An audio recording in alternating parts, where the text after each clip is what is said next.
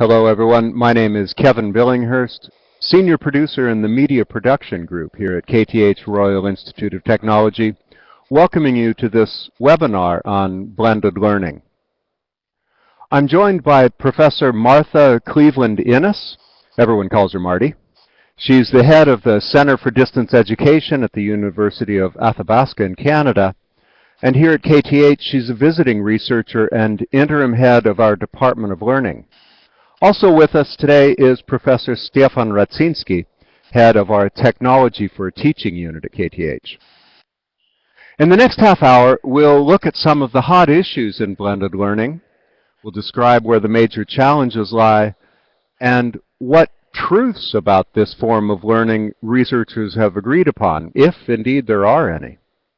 After that, we'll have some time for questions and discussion.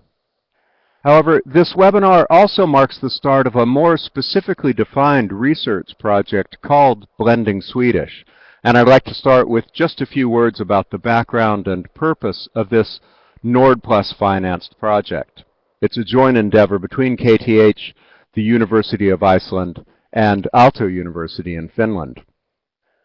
The project has as its focus the newest and most modern open online course in Swedish.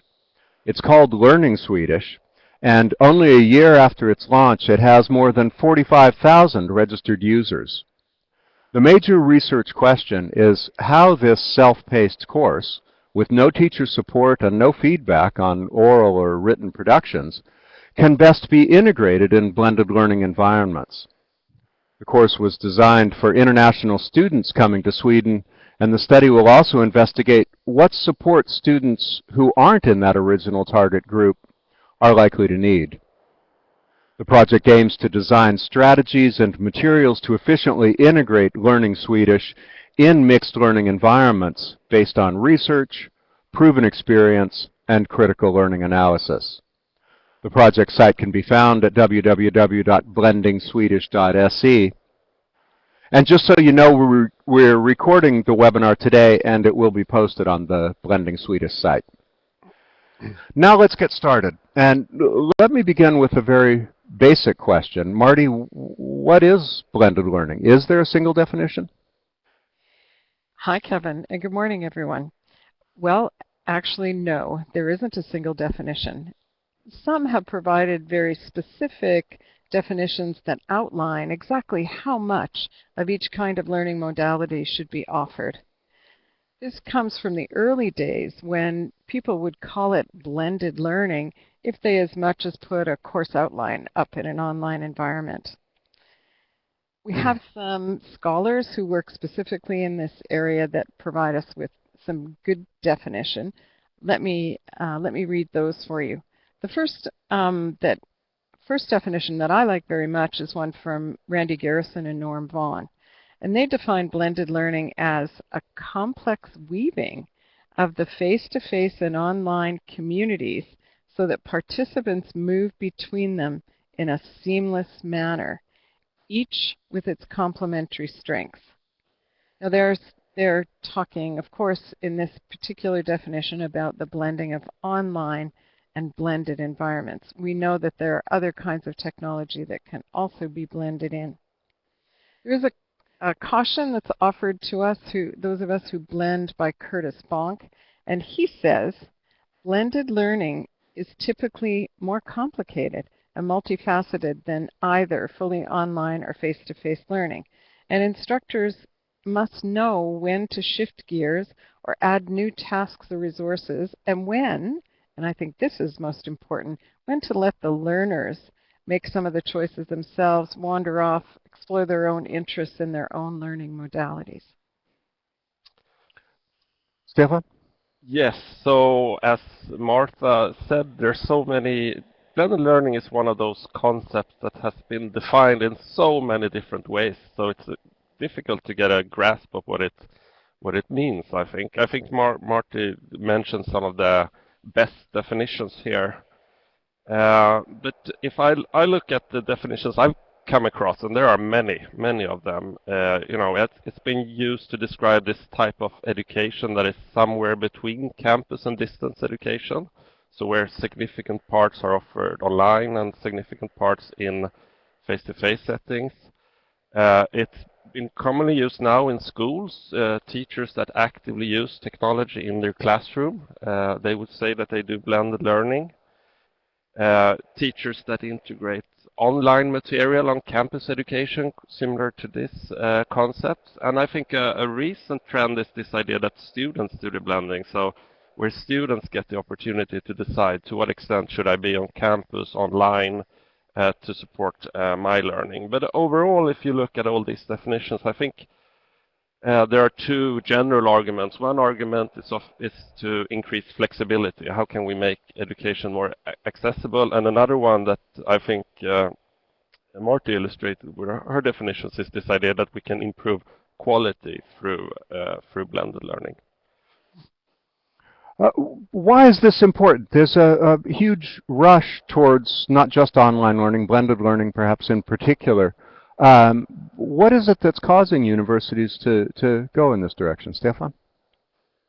Yeah, I think it's quite interesting to be at a campus university like KTH, where you can see that earlier, online learning might have been something you do on the side, but now it has been, on a general level, agreed that technology is here to stay, and we need to think about how to use it in the classroom. So this leads to this idea that teachers really need competence to use and blend different type of media and tools, with the aim, of course, to support learning. How can these different tools be used to support learning together? And this is, as I mentioned, sometimes it's based on flexibility to reach new groups of students or to reach students who have courses they have not finished. But often it's based on this idea of quality. So, for example, there's this model called the flipped classroom that has been very popular here at KTH, which is basically based on this idea that online technology can be used to encourage students to prepare better to class. And then the key question is, what do we do when we're in class? I think that Stefan makes a good point when he talks about what it's like to be here at a campus-based institution and begin to move in the technology and the online environment in very specific ways. I come from a university that is fully online, and so from our perspective, we're moving to blend in more face-to-face environments. So how is that different? Well, the difference is that when you start from a distance perspective, your view on the role of the student and of the teacher is very different. So we have some interesting synergies going on coming from multiple perspectives. I also want to suggest that what's valuable, you said, Kevin, what's important about this? Well, what's valuable is unique from the university's point of view versus the teacher's point of view. The technology is ubiquitous, and there are now expectations on the parts of a student when they come to one university or another that just like the rest of their life, probably their work, that they are involved with technology. They have a blended life already. So they are expecting that they will have a blended learning environment. Now let's talk about pedagogical quality.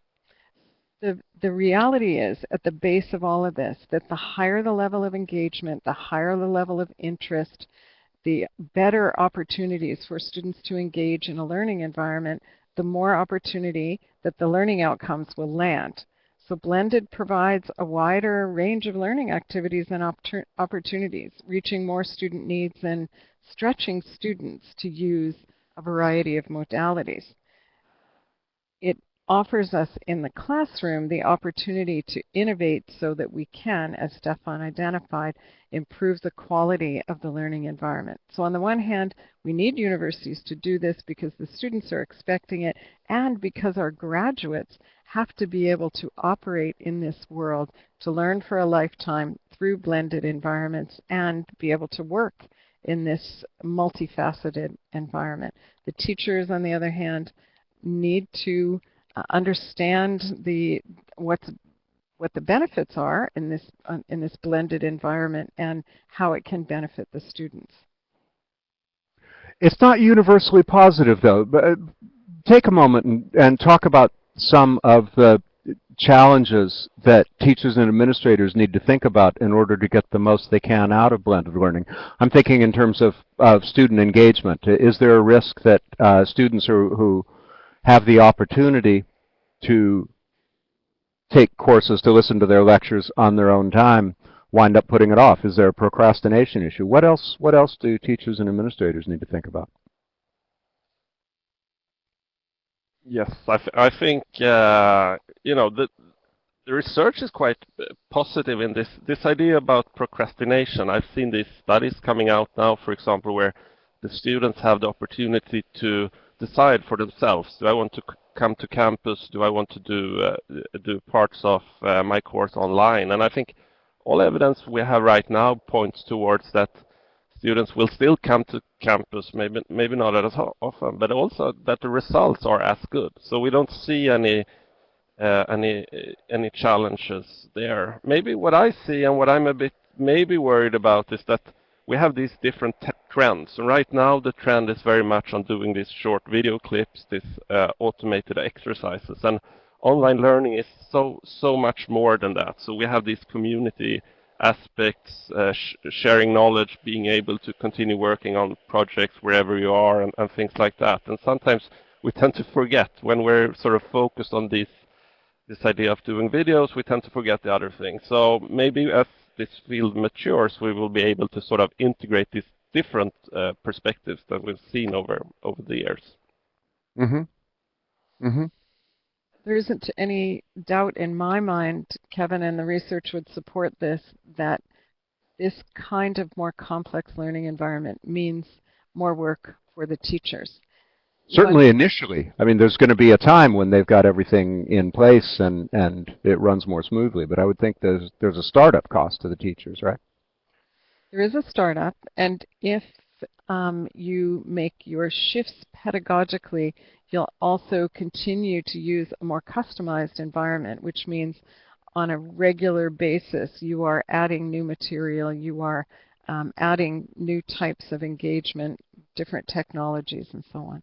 So that we've upped the ante, if I can put it that way, to what will count as good teaching. And that means that for administrators, they have to provide the supports and the time for faculty to put into their teaching load. And it also means for teachers, they're going to have a more continuous development plan than they may have had before, when teaching was relatively simple if you were just in the classroom offering a lecture-based environment. Mm-hmm. What do teachers need to think about when they're designing a blended learning course? Probably, especially when they're moving a traditional classroom course to blended. What are the steps? What do they need to think about? Well, I want to say specifically in this particular case where the teachers are going to take something that's already fully formed and online and begin to use it in a face-to-face learning environment. They're going to start the blend. That I would offer this advice: make it seamless. The key to a good blend is to have the pieces touch each other. It isn't just the layering on of different kinds of activities where the students have more things to do.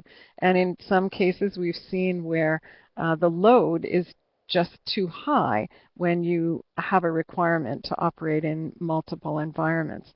So seamless would be my suggestion. That was in one of the earlier definitions. And you need to put things together in a way that it's sensible and that that you refer to the other kinds of environment in each. There is a connection between them. Mm-hmm. Now, Stefan, Marty's experience is moving online courses to the blended environment, and here at KTH we're moving traditional classroom learning to blended. What would you say to teachers that they need to do in order to prepare themselves for this new environment? Yeah, that's a very good question, and I think before we often had the questions of moving from campus to a fully online course. That's how we used to do it, and now we're seeing these mixed teaching methods here at KTH. You know, to one extent, I'd like to just go back and to say that you know, teaching and learning has always been about using different tools to support learning in the best way. So if we look at our teachers here at KTH, even though they've been working in a campus environment, a key challenge for teachers is to use the resources we have, the different tools, the different teaching methods we have to support learning in the best way. And now things, you know, might get a bit more complicated, of course, because now you have a whole new range set of tools that you can also use in their teaching. So I think for a teacher, that becomes, you know, to be able to understand what kind of opportunities do I have? How can they support when I design a course, for example, to achieve the best um, the best possible results or retention rates or satisfaction, what it is you're looking for. And you know, that's what we're working here at KTH, trying to prepare teachers to do that. But it's really complex, of course. It's a whole new world opening up. Is there concern among teachers about the ease with which blended learning and online learning allow for student feedback? It used to be teachers were just the master in the classroom, and there was not as much evaluation available as there is when everyone can now see how long students are staying on the films, for instance, how quickly they're completing the exercise. Is there some concern among teachers that this exposes them to too much evaluation? Well, I'd suggest that there's definitely a new role for the teacher to play in this environment. I don't see in my research on the faculty experience of this change in pedagogy using the technology, there isn't a great deal of angst about how the students are going to evaluate them in particular. But there is certainly a great deal of angst about how they're going to learn all of this and fit it into their already extremely full jobs. That's a challenge. There will be a different role for the faculty, as you identify. And there will also be a different role for the student. So the other issue is, how do those faculty who are just learning about how to be in this environment themselves also help the students to make the transition?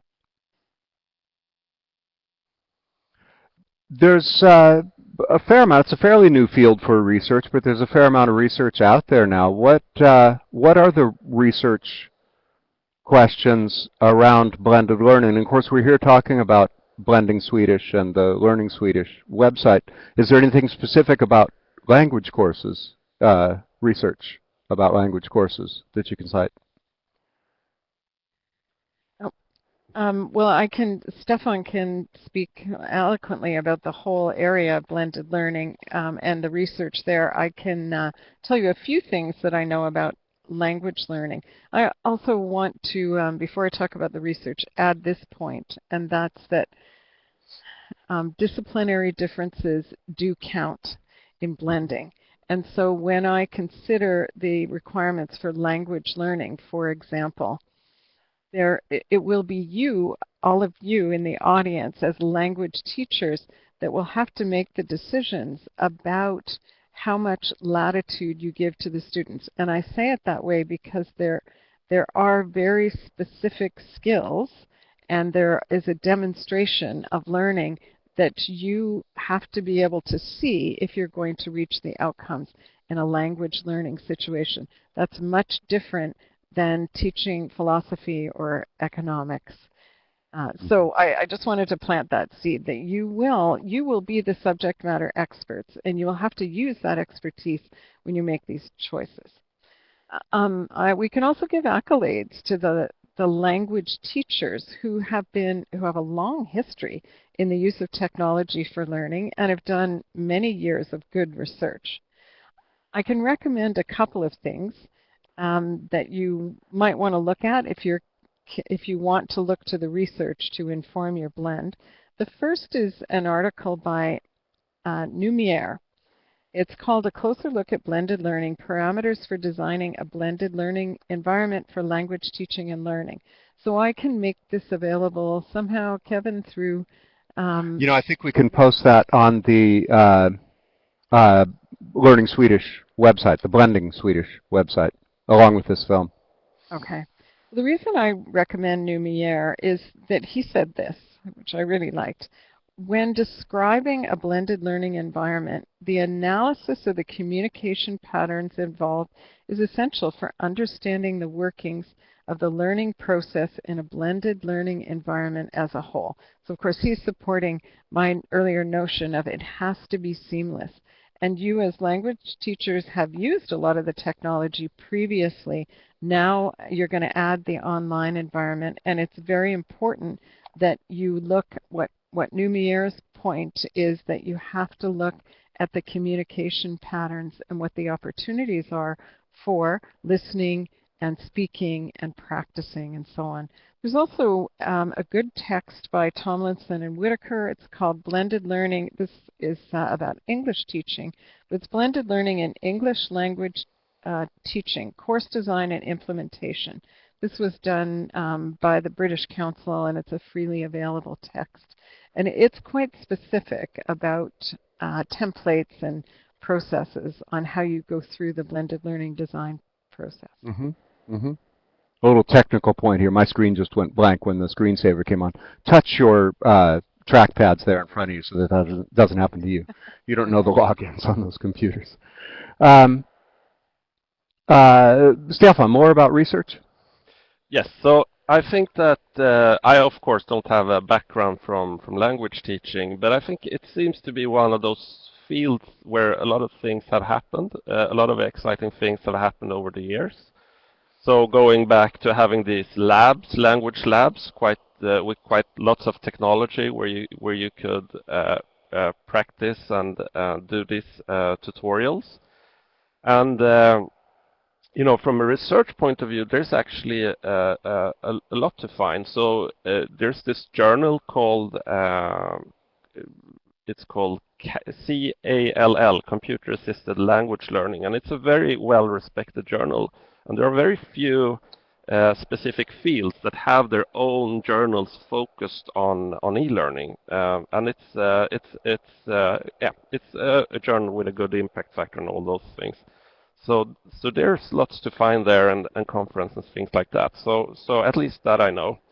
I also see that a lot of the technical development, so if you see the kind of technology that have been developed for example, mathematics and those kinds of subject disciplines where you can automate certain aspects of a course, and it also seems that the language has that opportunity. For example, when I looked at learning Swedish, there's this opportunity to listen to someone pronounce a word as many times as you need, or a letter, and you can do certain exercises. So that's the sort of the first step. What will be very exciting, I think, both in a project like this one and in research is to do the other more difficult parts, practicing a conversation or doing these things that we cannot automate, and what does the technology playing that role.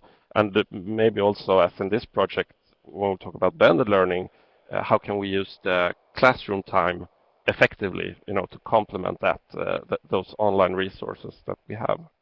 Mm-hmm. I can't promise this, but perhaps we can do a search on for some research papers and post some links on the Blending Swedish site. It seems to me someone should be able to take a few minutes and get people started if they'd like to come to the site and have a look at what the journals are that are covering these topics. We could definitely do that, Kevin. Someone who works for me, Dr. Aga Palalis, has just written a book actually on mobile and blended learning for languages, for language teachers. So it'll be easy to do that. Okay, good. What are the challenges, Marty, of moving an online course, or a lot of online courses, I guess, in your case, to blended learning? What are the headaches you're running into? if you want to have a blended environment that also brings into play the things that are most important to new pedagogies, then you have to move in a customized way. What does that mean? Well, that means that you are taking into account the subject matter and the audience, the students who are going to come to your class. The particular issue I would suggest for language learning has to do with particularly with feedback. So the online environment offers convenience, it offers flexibility, and private, individualized practice for those who are learning the new language. You want to make sure that all of those things are offered, that convenience, that flexible learning, and the opportunity to practice. However, we do know from many years of research that feedback is critical, and immediacy also plays a particular role in this. So you have someone working on their own and practicing something that may in fact not be correct. So the blend of face-to-face environments where you have locality, and it means that people are all in there together. You lose some of the privacy of practicing on your own, but you have an environment of seeing others perhaps struggle and be successful at the same time, and you get the opportunity for that immediate feedback. So in terms of the challenges, they have to be considered relative to the subject matter and the students in front of you. Stefan, more to add on that? Yeah, I could add, I had a look specifically at the Learning Swedish site, to go through that material and to start reflect, how could this material be used? And it really is a high quality material. You can see a lot of effort has been put in to develop that material. But then the question, as I understood, of this project is how to integrate it at campus in a good way. And I could see several, there are of course many different ways of doing that, but I'd like to take two examples just to give you an illustration of how this can be done. So one model to think about could be this flipped classroom model that I mentioned before, which is, I think, maybe one of the more commonly used ones here at KTH. And there is really this idea that you would pick parts of this material to do as homework. And the key question then becomes, how do you redesign the teaching in the classroom based on that many of the students, but probably not all of them, come better to class. So it will be like it always is, that some are better prepared than others. Another model may be more, it's this idea of individualizing education and learning. And from this perspective, maybe you could use this material more to work with it, where students work with it on their own pace, and where they can really get support when they need it and on what they find difficult. And in this case, you really need to rethink how you do teaching. So if all the students are, on different parts of the course, for example, how do you use small groups? How do you get students to help and tutor each other when you meet? And we see also this model being used more and more in classrooms, for example. So I think there are many opportunities, but there are very different models. And maybe the key question will be, when you have this great material, is sort of what do you do on campus to really make a difference? And what do you do with those students that maybe will more or less be able to complete the course solely based on the online materials? We also have those kinds of students. Will they get credits without showing up at campus, for example? I guess the key, what's important is the learning. So it's where or when or so on, that's another question. But I guess that's the key. You want students to learn. Mm-hmm. Mm-hmm. Well, we've gone right through the half hour that we promised to keep ourselves to the question and answer part. Let's open it up for questions from our public here. We have 27 people with us today. There's two ways you can ask questions. There's the chat window right below there. You can type it in and I'll read up the question. But perhaps better, if everything works technically, you can just turn on your camera and microphone and that's the equivalent of raising your hand in a classroom. We'll see that you're there. You've got two buttons up there at the top. The microphone button is obvious. The camera button right next to it is a little less obvious what it means. But if you click on those two buttons, we'll know you're there. Or you can type in a question in the chat window.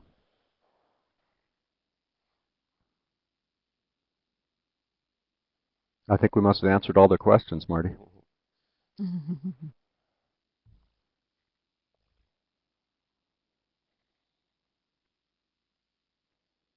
Well,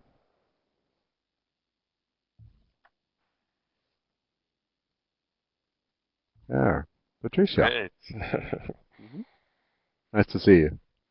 Hold your microphone up like this. We'll hear you better if you do that. Yeah. Good. That's right. I'm not hearing you yet. I think you need to click on your microphone button over there.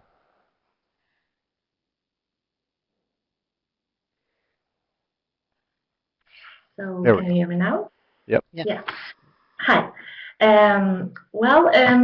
I work at KTH, and I just start to work with the online course based on learning Swedish. And I have around 60 students, and they have a lot of individual tasks, and they also have 2 group assignments. But they work a lot at home, and I never see them. And my biggest challenge is to motivate them to start working with this course and then to continue this course also. And knowing that there is a research showing that the students are more likely not to drop the course after submitting the first assignment, I just wonder if there is some more things we can do to motivate them not to drop the course and to continue the course. So do you have any tools or some experience you can share? So what can I do to motivate them? Good question. Retention. How do you get retention? Yes. We have lots of evidence of exactly what you're saying, that when students are working in a self-paced, fully online environment, that the completion rates drop if you compare them to either fully face-to-face or blended environments. So your question of how do you motivate them could also be couched to say, how do you keep them engaged? Yes. We have, Stefan and I have a PhD student who has just studied retention in fully online environments. So we can point you to her work when we give you this list of other pieces of research to look at. But I will tell you that one of the critical pieces is to make those connections. So, and this goes way back to theories of student retention from the 70s, where it was identified that integration and identification with the course, with the teacher, with the institution will keep students rolling while they go through that first time of, one, learning how to be self-paced and learning how to keep themselves going, because they don't have you there and the other students there all the time to keep them motivated. So we also have evidence from online environments that there is a dynamic in the instructor-student relationship that identifies that the instructor needs to be much more present early on at the beginning of the course, and that it can, once you have see that the student's engine is running, we say, that they're engaged and they understand what they're doing, then you can back off a little. So you have 60 students. How is it that you're going to be able to, it will be difficult for you to connect with each one individually, but there is, as Stefan identified before, there's the opportunity to put them into groups to help them be accountable not just to themselves and to you, but to other students as well. So we are still humans at base. We are social creatures, and that connection with other people who are taking the course and you as an instructor does really make a difference, especially in the beginning of the course. Thank you. Yeah, maybe I could add. I think that those were some great suggestions by Martha.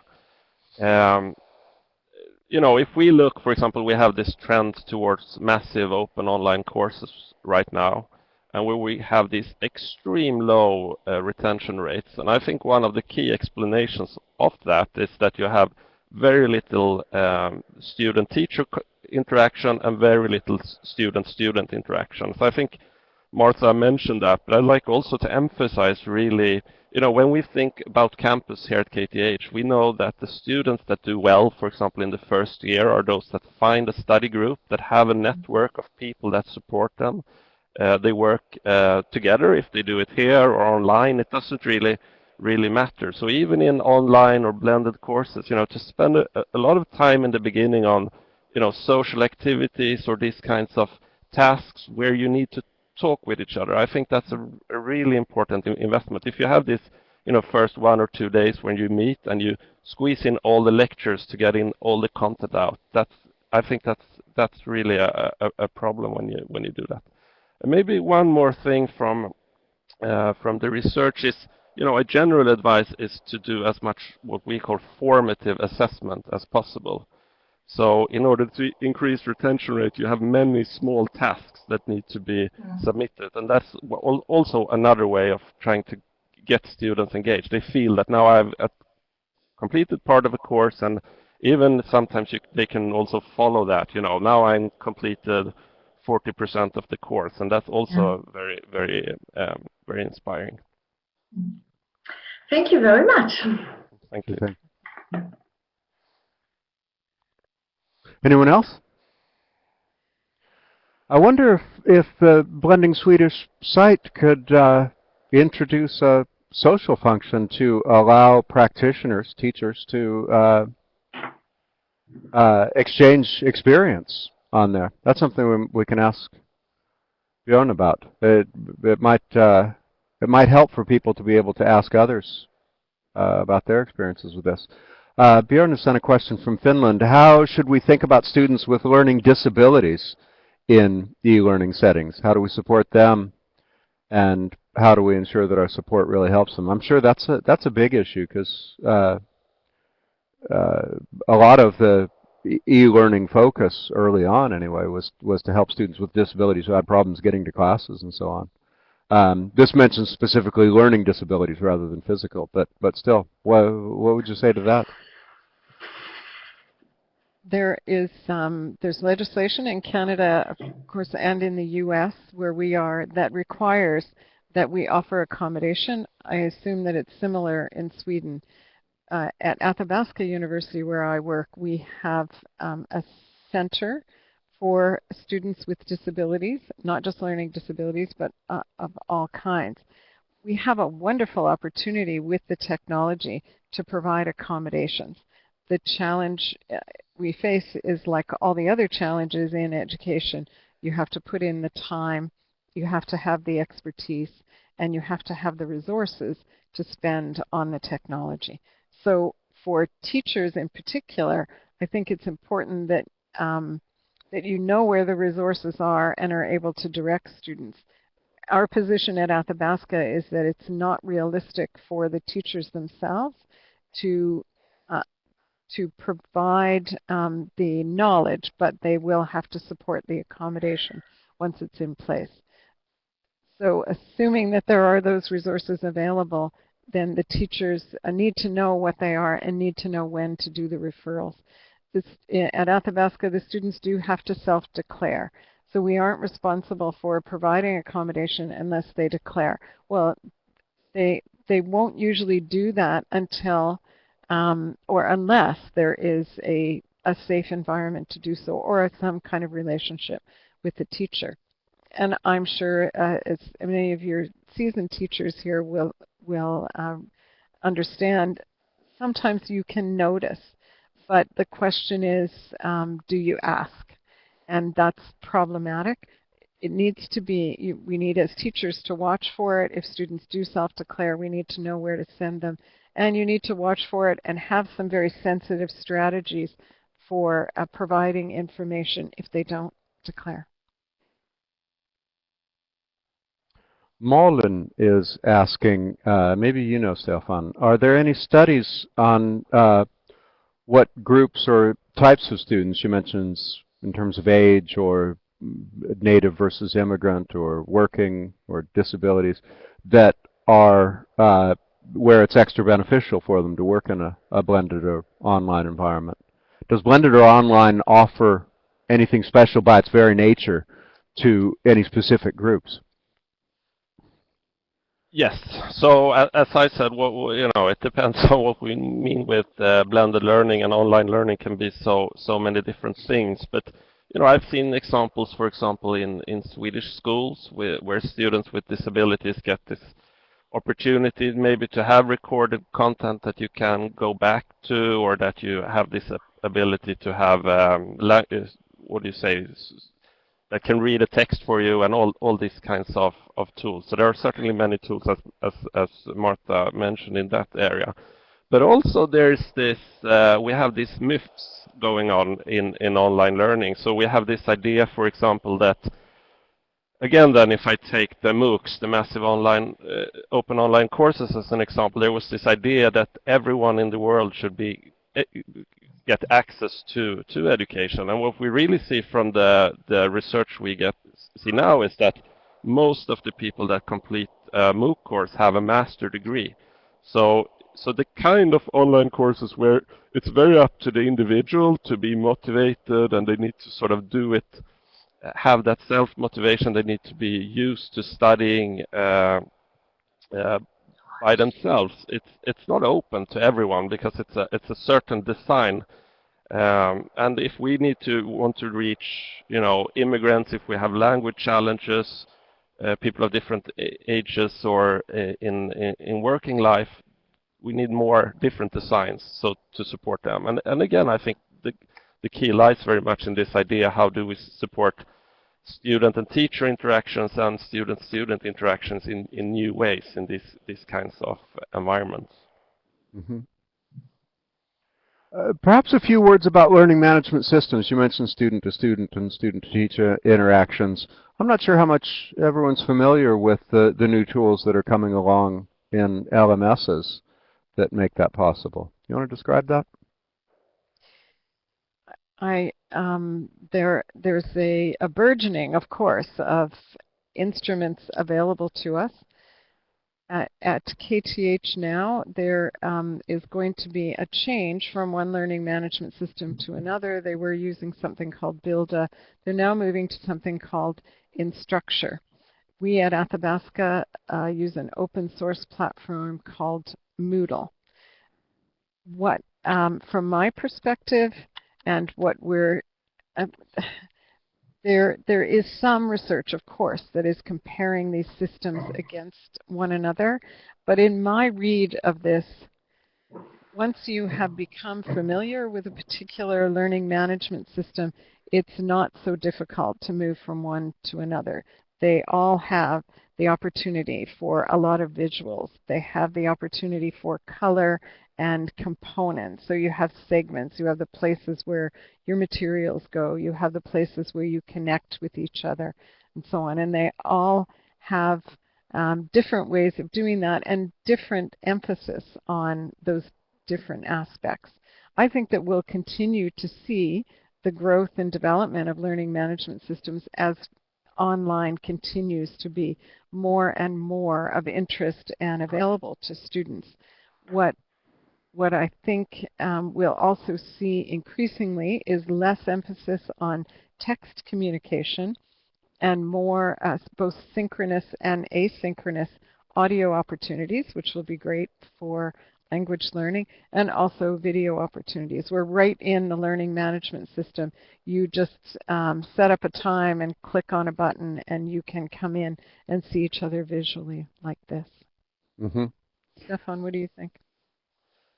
Yes, so the learning management system, it's really an important tool for us at universities. So we're introducing, as Marta mentioned, a new one, and it's a tool that is expected to be used in all courses by all teachers, by all students at KTH. So to try to support, that really is an important tool for us to support learning. then I think, we have quite a long way to go. So if we have analyzed, we did this analysis of 3,000 courses at KTH to see how is the LMS really used. And if we look at it right now, it's used a lot for, putting up PowerPoint slides or PDF documents, maybe informing students about something. So I see the next step will be what we're talking about now. How do you, if a student is studying in the evening, has a question, can you post it in the LMS, and some other student that happen to be online will answer it? That's the kind of culture I hope we will have at KTH in, maybe five years or something like that. Mhm. I think that's a great point where Stefan's referring to what we would describe as a move out of information dissemination in those learning management systems into interaction. How is it that we can engage in that very human way that I referred to before? I think he's making a critical point there. Mhm. You mentioned something, Marty, that I can comment on because it's what I work with regularly, the range of available recording opportunities. And teachers should be checking into what's available to them, everything from a studio environment where you come in with your prepared notes and your PowerPoints, and technicians take care of recording you and delivering the file, to lecture hall recording systems that we have a fair number of here at KTH. I'm sure they're spread around at all universities.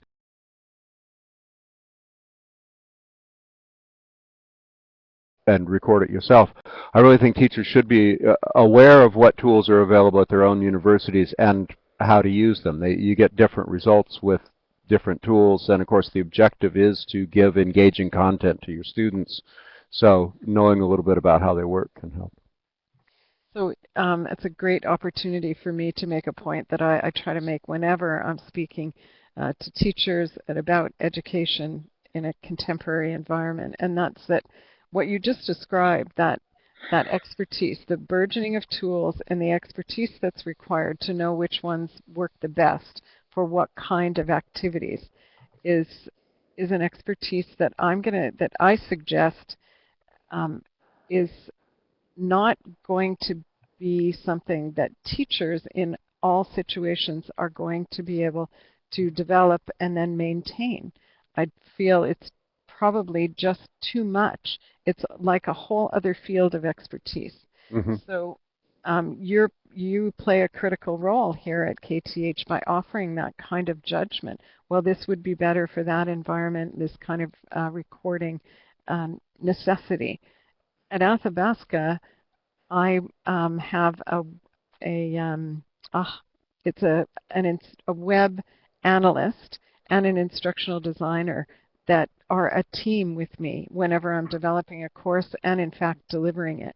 And if I'm having trouble, I can go to them and they can fix it. When the new tools come out, they can tell us about it and make suggestions rather than us have to be always on top of that. We have a field ourselves that we have to stay on top of.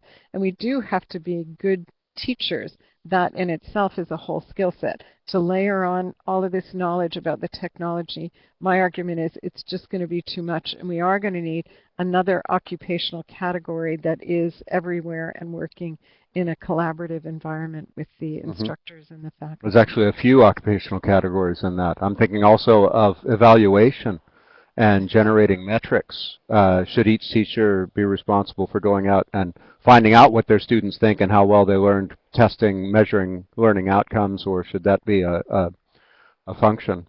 And universities are wrestling with this now. Okay. Any more questions from our audience? I think we're getting close to running out of time here. We promised to keep this under an hour.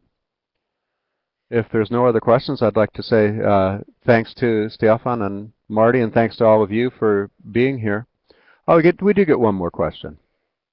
Indulge us.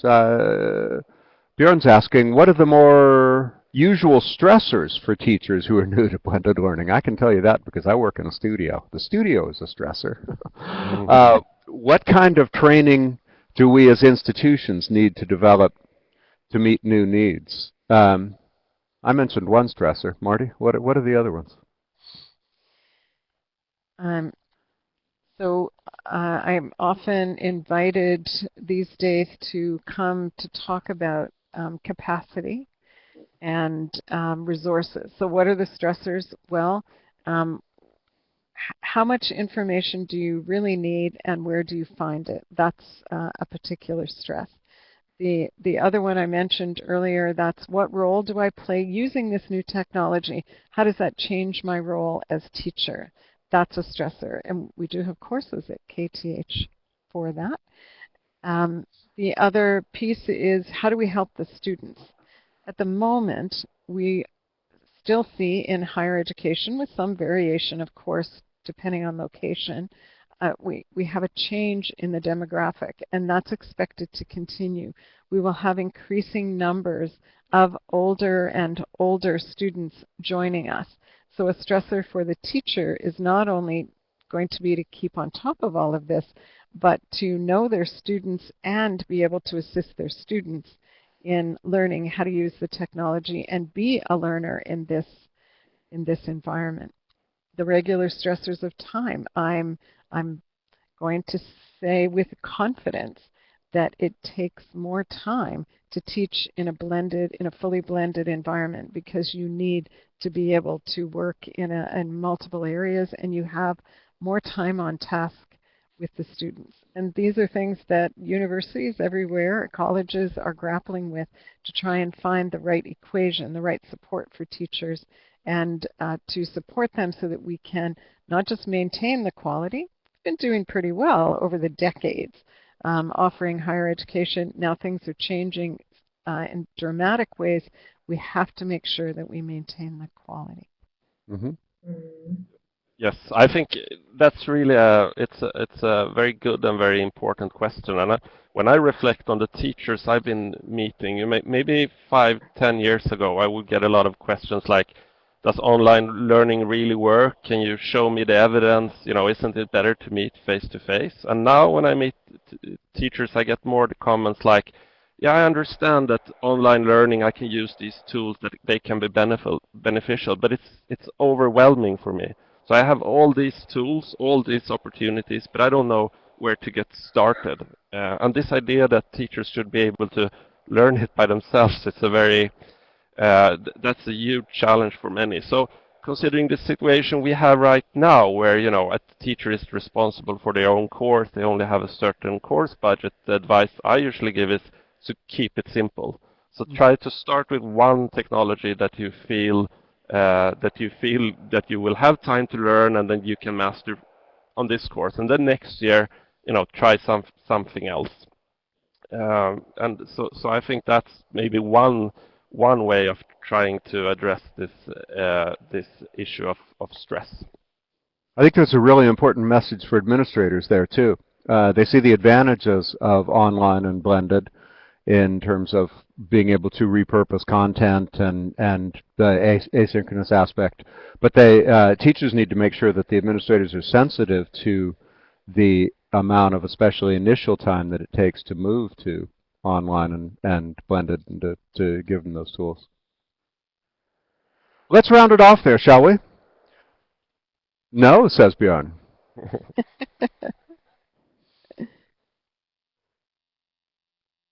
But I think we will. I'm not going to listen to Bjorn here over my shoulder. Oh. Okay, I'll read you. One last question. With students used to a traditional teacher-centered approach where assessments often take the form of final exams, they can sometimes construe the new, less teacher-centric learning environment as lax and easy, engaging with it as they're used to. How do you best help students to understand, appreciate, and embrace new modes of learning? This is a good question. We've talked a lot about what this means for teachers, but what does it mean for students? How do you get students to buy into this? And I would think there's also the element of the students are more digitally literate than a lot of the teachers are. They're younger and they've grown up with these tools. How do you get students to embrace this? Yeah, I think if we walk around the library building here, for example, we see many students already embracing it, even though maybe sometimes their teachers are not using it. And I think it's sometimes easy for them to embrace tools that they are used to, like, for example, finding videos on YouTube if there's something they find difficult or so on. But I've been struggling more with this, that we're talking about this approach that we should create communities where students have knowledge, they can support each other, they have knowledge that they can share, and they, can build knowledge together. And this idea is something that's not expected. So from schools, maybe students are not always used to working that way.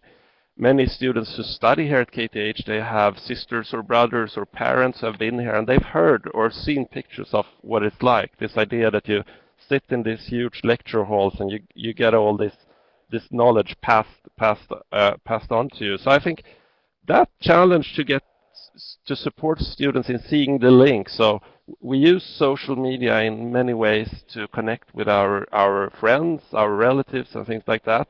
But often, even though they know the technology and they have that experience, they're not really seeing that, oh, maybe this can also benefit my learning, other than, Googling something or finding some online material. So I think there's a lot to do. It's really a paradox also that we have teacher support, but we don't have student support. We don't have any activities for students to get them to reflect on this, for example, when they're new at campus. So maybe that also is a next step for us.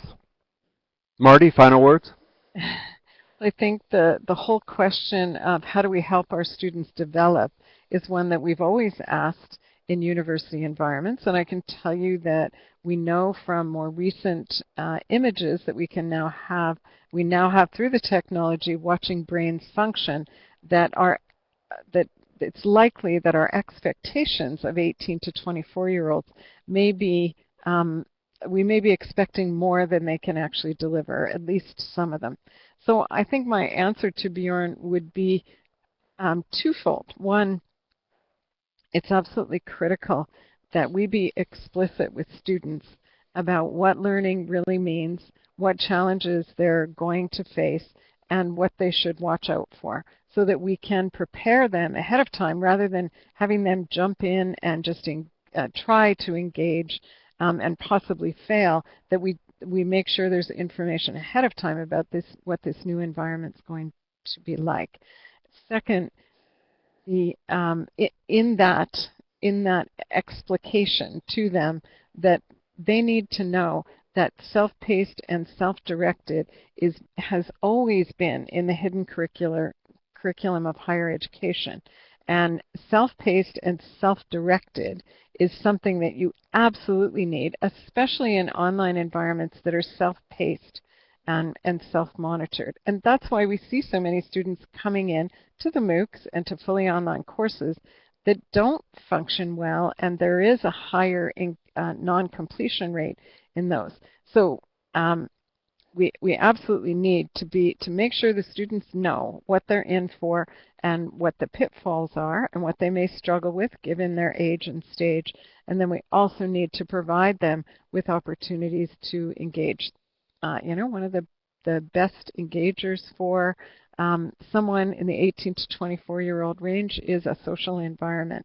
So to give them a social place where they can talk about what it means to be a learner and to learn in this environment, and then maybe they do go off and do some self-directed, self-paced learning, but they can come back to the study groups as Stefan recommended. So we have to help them, I guess, would be my final word on it. Okay. Thank you very much, Marty, and thank you, Stefan, and thanks to everyone who is here today. As I mentioned at the top, we'll post a recording of today's session on the learningswedish.se website, and by all means, if you know anyone who might be interested in seeing it, you can take the link there and send it out to friends. Thanks very much for being with us. Bye-bye. Bye.